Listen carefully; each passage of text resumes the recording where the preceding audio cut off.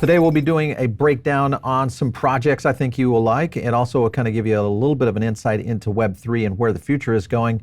All that's going to be great. My name is Paul Bear. Welcome back into TechPath. I do want to thank our sponsor today, and that is Wilder World.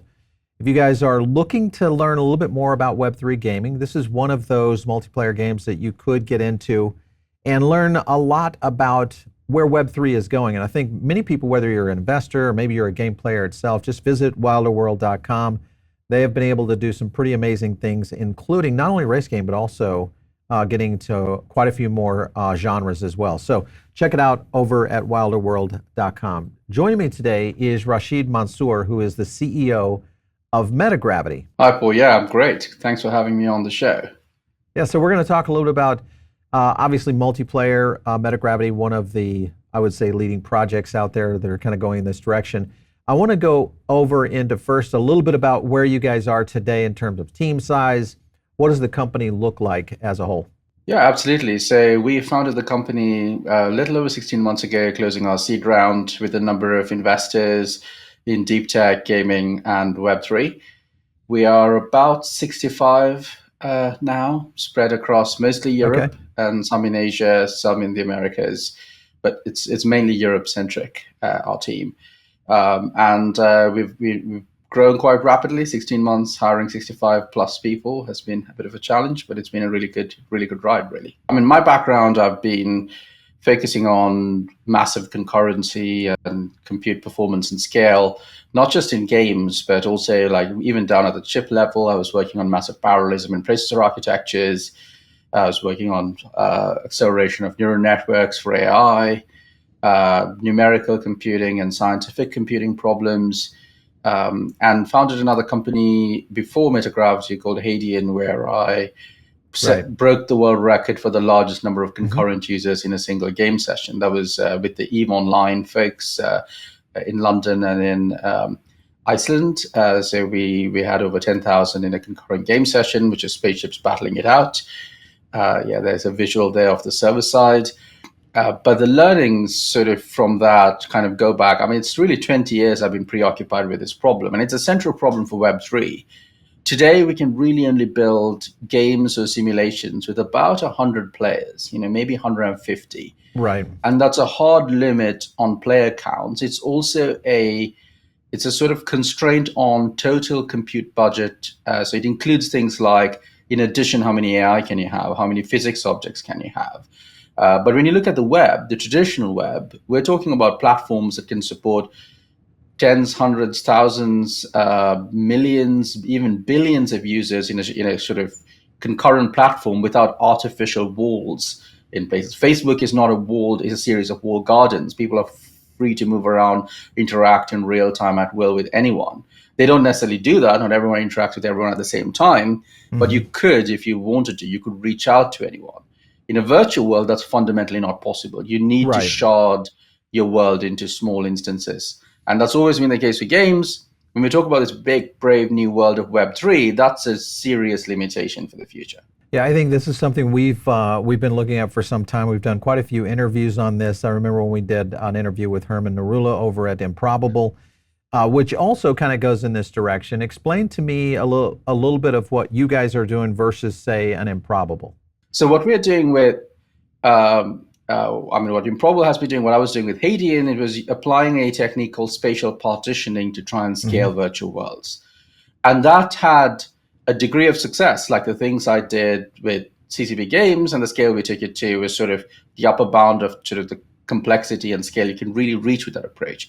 So what Metagravity is doing is really taking those learnings from having built that kind of technology and having pushed it to the limits, but also the learnings of how high-performance supercomputing style problems are designed, massively concurrent, highly parallel problems are solved, and sort of developing a new theory of how to parallelize a virtual world and how to scale it up, how to improve the performance and improve the cost efficiency of its execution. Because all these things are essential if we're going to actually afford the metaverse. So really, you can think of what we're doing as now taking those learnings and, the successes and the limitations of the past, and then taking the next leap forward. And I'm really, really happy to say, even 16 months in, we have some really remarkable technology, and we can do things now that would have previously been considered impossible. So a few games have been able to kind of go in this direction. Obviously, we're seeing some of your own work there with Edge of Chaos. But you look at Star Atlas. We've had Michael Wagner on a couple times, really kind of talking about this very topic. There's a tweet right there with the help of Metagravity.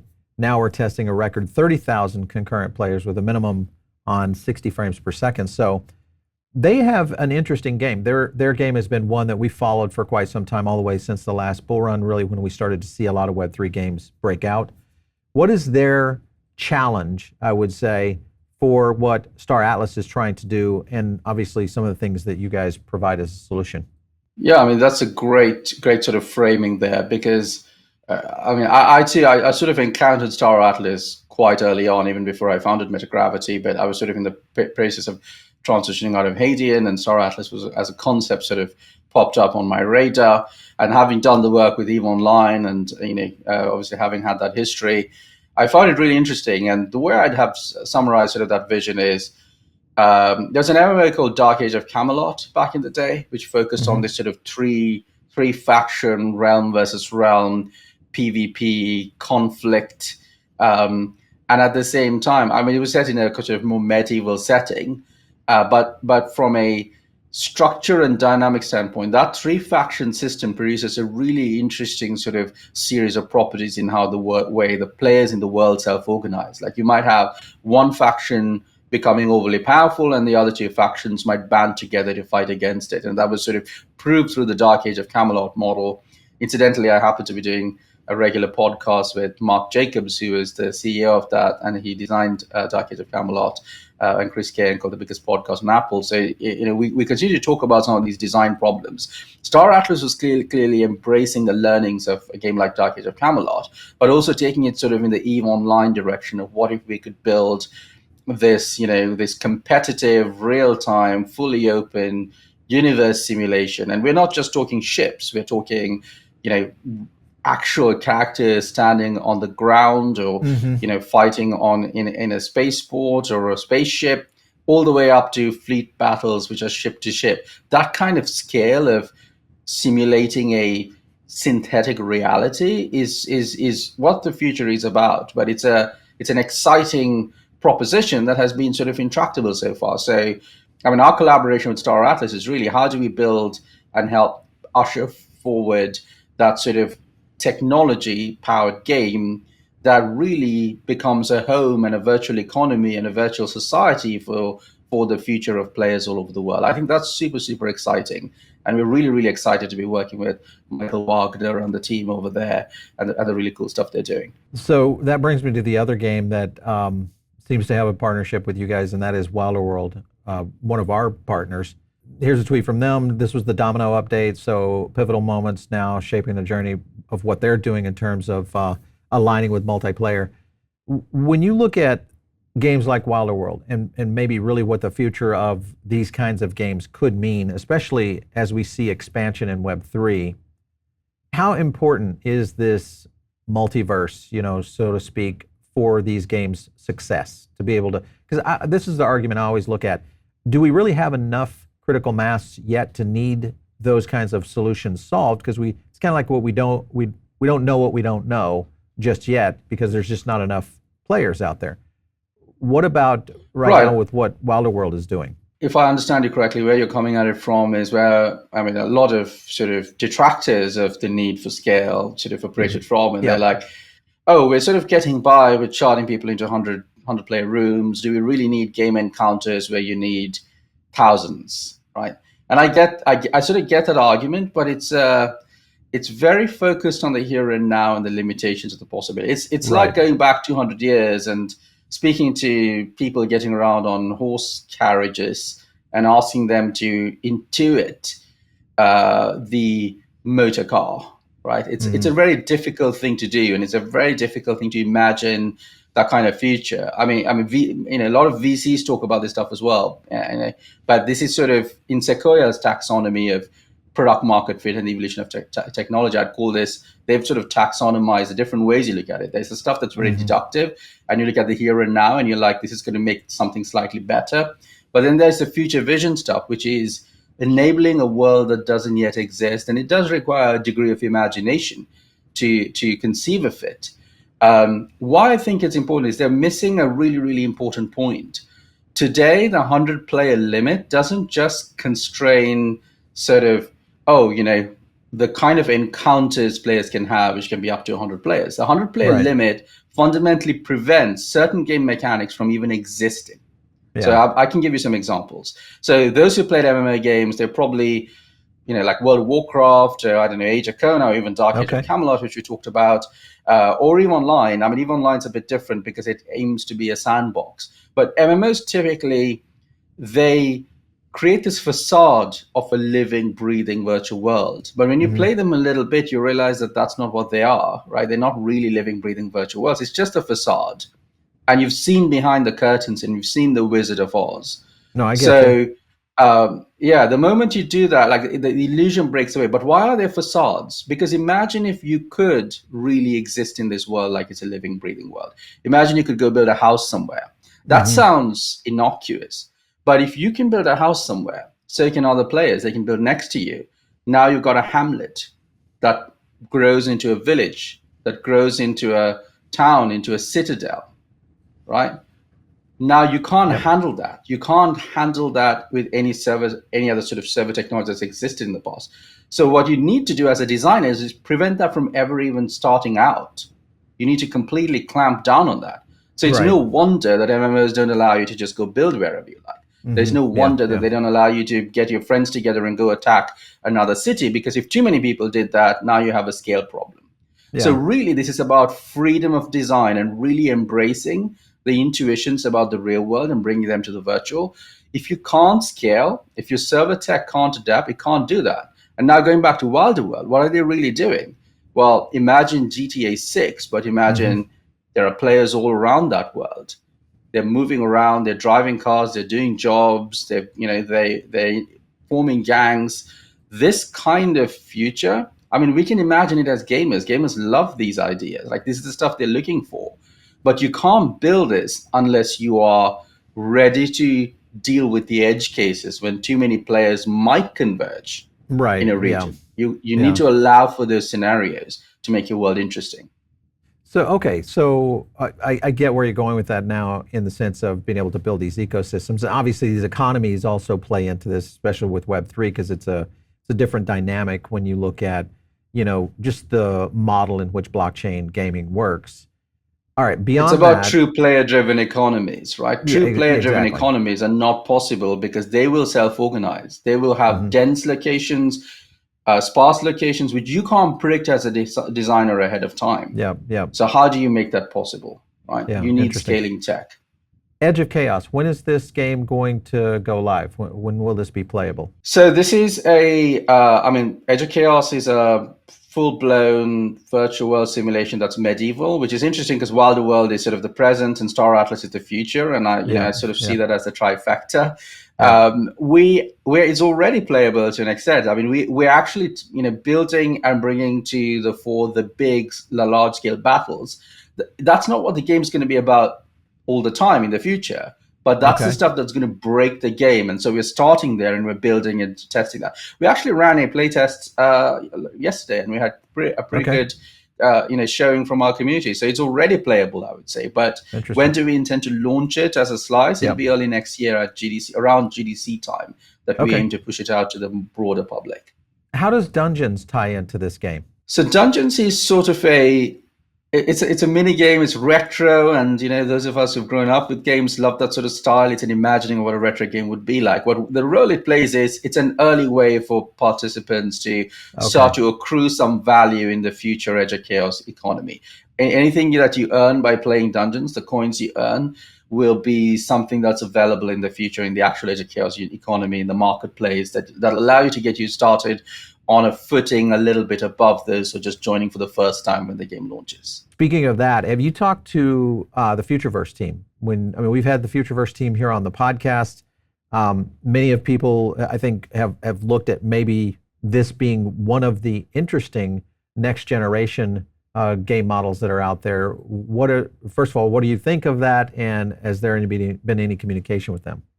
Yes, I mean, absolutely. We've had a number of conversations with the Futureverse team in the past. I can't speak about the specifics of it, but I think what they're doing is really, really interesting, and the team as a whole, and the IPs they're working on. I mean, they're building a version of the metaverse, and they're starting top down. See, I don't believe that any one company is going to build a metaverse, and I think there's no one experience that's going to cater to all. Much like the internet, in the early days of the internet, you had the MSN.coms, the AOL.coms that were trying to build their version of a proprietary internet. And I think any endeavor to do that is futile ultimately.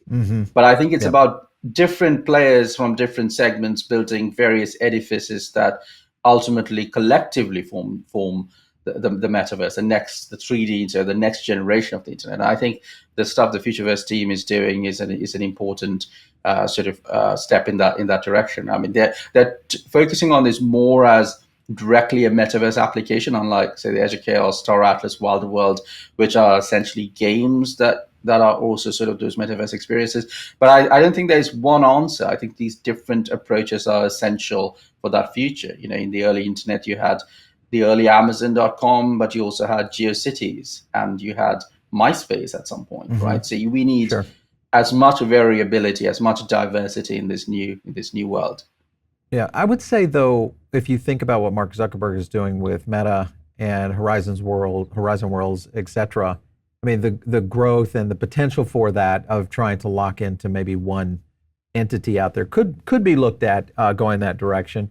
Could Meta Horizon Worlds be using Metagravity in the future? I'm just kind of curious of the potential for that, because in it itself, it also kind of runs into the same issues. Absolutely. I mean, that's definitely very much a potential. I can't comment on any actual conversations on that front, but the way that Metagravity is positioned, we see ourselves as building the web server for the next generation of the internet. We want to be the Apache web server for that next version. Okay. We think Unreal Engine and Unity are like the web browser, the Netscape Navigator and the Internet Explorer. But we want to be the web server. And unlike the original web server, which was sort of a straightforward engineering problem, it turns out scaling virtual worlds is more of a scientific problem, which is what we've cracked. And which is why we've been able to leapfrog the competition. Almost every major tech company has tried to solve this problem on their own. They even partnered with my previous company because we were further ahead. So this is a very important problem, but our aim is really to be that web. Edge of Chaos is different. It's a game. It's an exemplar. It's going to demonstrate the ramifications of the technology. But the Metagravity technology itself is just that back end, and we want everyone to use that technology. And we think there's a good reason why they will. Yeah, Rashid, so, you know, our show obviously dives in deep on the tech side, but we also look at the financial connection to what's happening in the crypto sphere out there. What about a token for Metagravity? Is there any potential for that in the future? So I may be speaking out of turn a little bit. So there are actually 2 tokens at the infrastructure level that we have planned, but we can't go into specifics and details. Our long-term view is that this new world of virtual societies, virtual worlds, virtual economies, as you talked about, can really only come into their own when we remove the need for trust and permissioning. Today, that's not the case. Even the Web3 virtual world projects that are out there, they're just running on an Amazon server somewhere. And the moment the company behind it disappears, that world is gone. You might have a stub of a unique ID on chain, but that world is gone and all of the value is gone. We believe that the future is where, just as today you can deploy, say, the backend of a Ethereum app, a dApp, using Ethereum, just deploying a smart contract, we believe that in the future you should be able to deploy an entire virtual world and have it persist indefinitely. And we're working on very important foundational technologies for that. And tokenization is important for that. So yes, absolutely, there's a token on the horizon. I think a lot of people that are starting to explore crypto in general, Web3 gaming is typically one of the gates and entries into kind of next generation. It's kind of like if you look at traditional investors, they go to Wall Street, they're investing in companies like NVIDIA, Meta. I think that's what we're seeing now in the crypto side of things, especially around Web3, is companies like Metagravity and many others within the ETH ecosystem, the Solana ecosystem, that are starting to really break down some of these technological barriers. And so we keep our ear to the ground. So Rashid, it's been great having you on, learning a little bit more about what you guys are doing. Thanks so much for stopping in. We appreciate it. Absolute pleasure. Thanks for having me on, Paul. This has been great. You bet. All right, so you guys, if you're not over in our Diamond Circle, this is one of the places where we do additional content, additional research. We also have a whole slew of tools over there, including our own private groups. You can actually get in the Diamond Circle group over there and chat with other Diamond Circle members. If you are a MSI member, you can level up a little bit further. And if you're a mastermind, then of course you get access to me and myself and my research team. So make sure and just use our link down below. It always helps out if you want to kind of join the PBN crowd. Also, if you're not following me out there on X, do that. It's just @PaulBaron. We'll catch you next time right here on TechPath.